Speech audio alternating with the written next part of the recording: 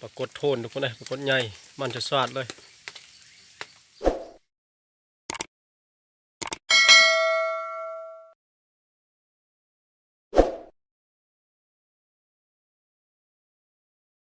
สบายดีสบายดีและก็สวัสดีทักทายบรรยากาศในตอนเช้าๆทุกคนมื้อนี้นะว่าสิเอาหาลาดเช้ากับจักสีแนวเลยเนาะคือว่าฝนตกปอกแป๊กปอกแป๊กอยู่นะทุกคนเลยรอฟังฝนเล็กๆน้อยๆแล้วก็สีฝนเบาบางได้แล้วก็สีออกไปหาเราลาดเช้าต้องสีได้สีมานสำหรับเนาะมื้อนี้นะบรรยากาศอันนี้ครึ้มฝนตลอดเลยมื้อนี้นะจะสีได้ไปหรือบ่ถ้าไม่ได้ไปก็บ่ผิดหวังทุกคนนะเมื่อคืนนี้เราได้เลยแต้มหนึ่งนะรอเบิ่งฝนก่อนทุกคนนะจักหน่อยมันฝนเบาบางจักหน่อยก็ลุยต่อเมื่อคืนนี้ฝนตกเมื่อคืนเลยทุกคนเลยคอยแห้งอยู่น้ำไหลเข้าโทมทีบเลยใครแต่เราเอาเต็นท์เอาใครแต่เราเอาเปมายามฝนเราต้องเอาเปมาเอาเต็นท์นี่บ่รอดนอนพื้นบ่ได้ส่วนมีแต่นอนเปนอนอู้ทุกคนเลยบรรยากาศก็ยังมืดครึ้มอยู่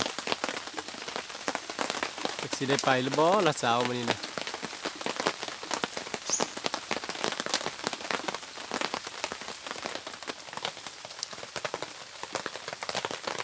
บรรยากาศครึ้มมืดอยู่เคินก็จนได้ดังไฟย่างเอาทุกคนเลยเพราะว่ามาเมื่อวานนี่กับฝนต้องห้ามมานำทางไปมานำทางเมื่อคืนนี่ก็พอแต่ยิบหน่อยนึงตอนไปการนะยิบหน่อยนึงรถมานอนแล้วตกรถคืน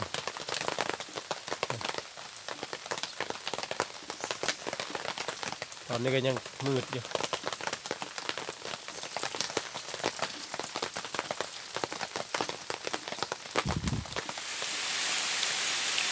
ออกมาหน่อยดีนะคุณเอ้ยมีท่านได้ฮอดเสื้อซ้ำฝนตกไหมล่ะตกแห้งซ้ำบัดนี้เป๊ะพร้อมไว้กลับก่อน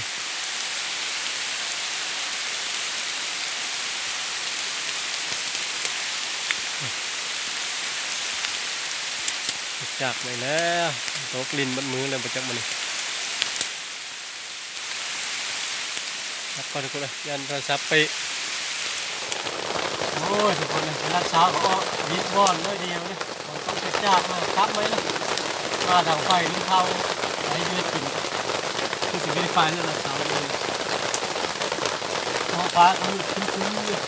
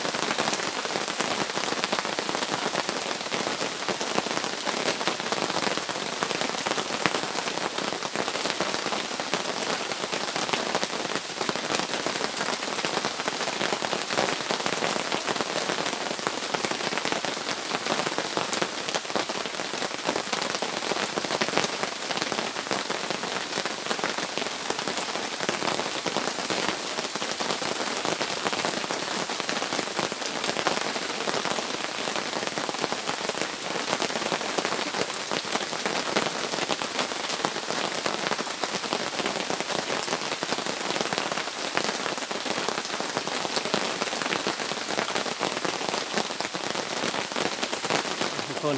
เฮ็ดโคแล้วเรียบร้อยนี่โอ้ได้หลายตัวได้สีแดงห้อยอยู่เลยสีสดสีสะอาดเลยนะอันนี้เครื่องในมันสิต้มกินปั้นเสาส่วนตัวนี้ปิ้งสำลาไว้ทุกคนเลยคือปิ้งสำลาไว้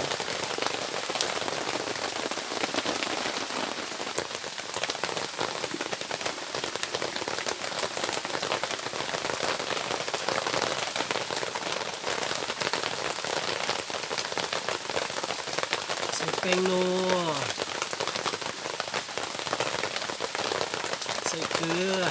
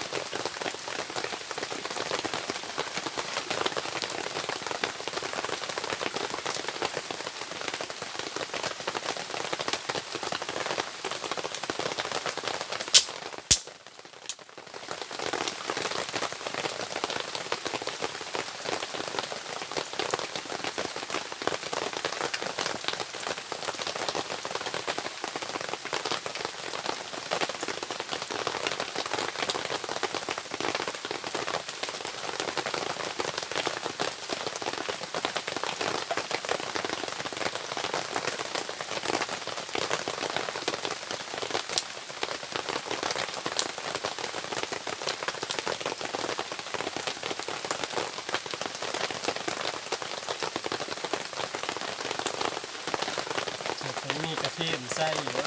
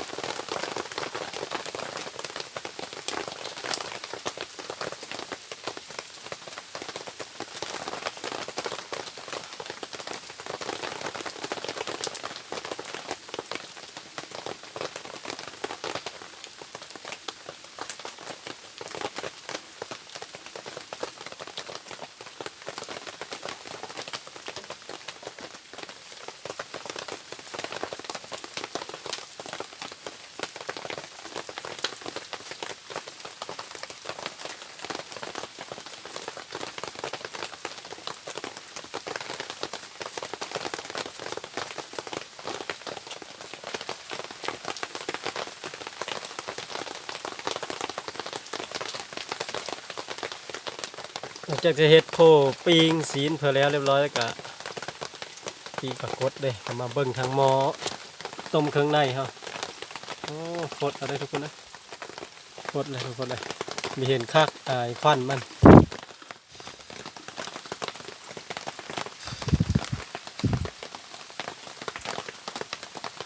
คือสิเคยจะสุกแล้วแล้วจึงผงลงมากินปั้นข้าวพักผ่อนจังน้อยก็หาทางไปกับฝนเช้าฝนบ่เช้าก็สงสัยนอนพักผ่อนแล้วก็โคปิ้งโคเลยนี่สำลาไว้ก็ดีจะมันหนาวทุกคนนะ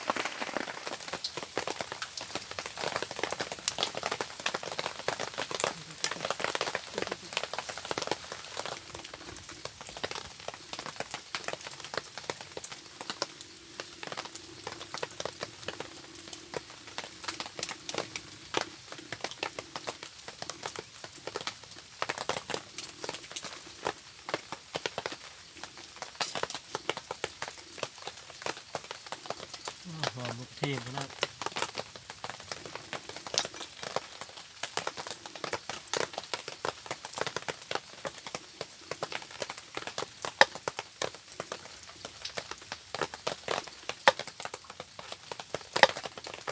เงินไปคักเลย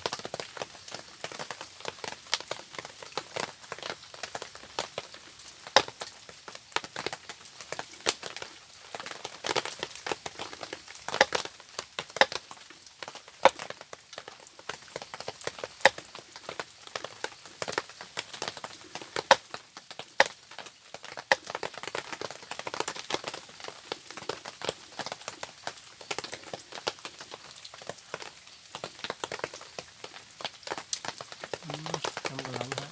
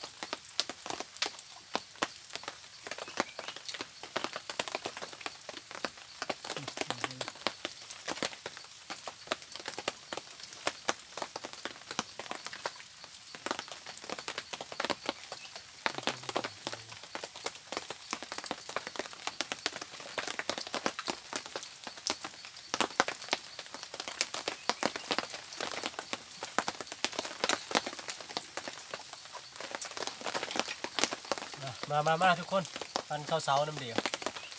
สุดยอดเลยต้มเครื่องในครับสมองด้วย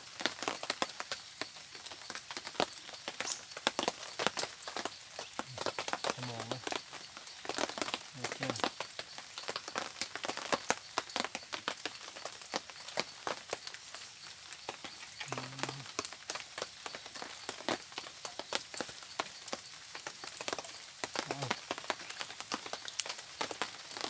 ข้าวนั่งรอกินเจ็บไม่ได้เป๊ะบ้าง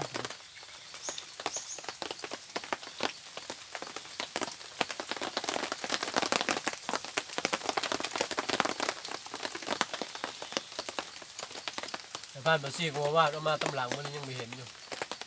ฝนตกย่านมีมาแล้วนะ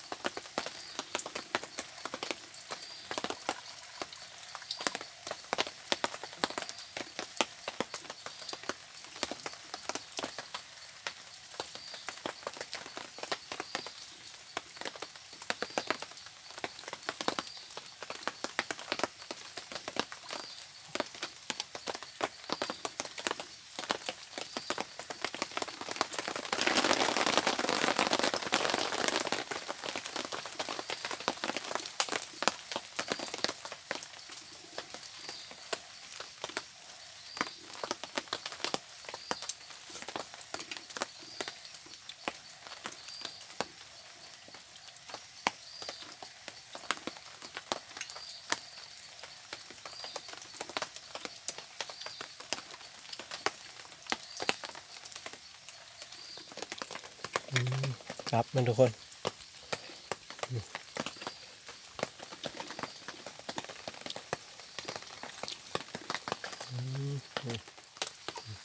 ครับคุยแจ้ว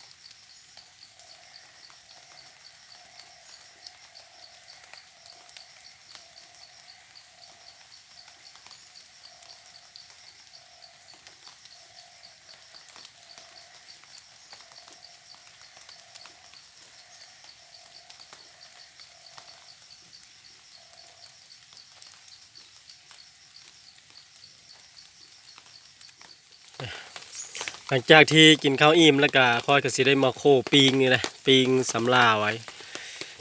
บางอันก็สุกเลยนะเด็กถ้าว่าเฮาปิงมีสุกแล้วย่ามันหนาวโอ้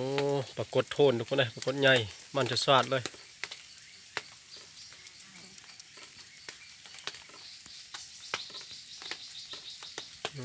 ยับแบบปั๊บแล้ว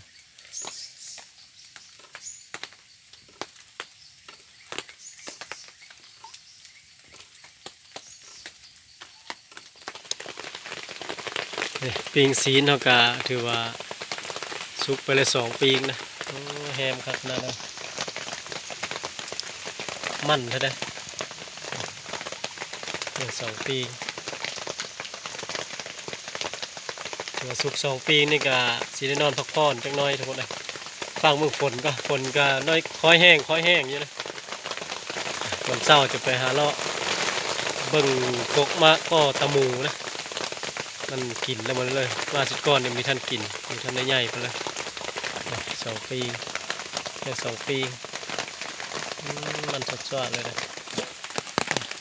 ขาอันซุกเลยกับปลากดโทนกบวันนี้แหละคนบรรยากาศเสร็จแจ้งนะท้องฟ้าเสร็จแจ้งแล้วหามันยังยิบอยู่มืดมาแล้วเป็นโต๊ะแล้วนะฝนนี่กะค่อยแห้งอยู่วันนี้คือสียิบธรรมดาสิหรอว่าแจ้งแล้วท้องฟ้ากะ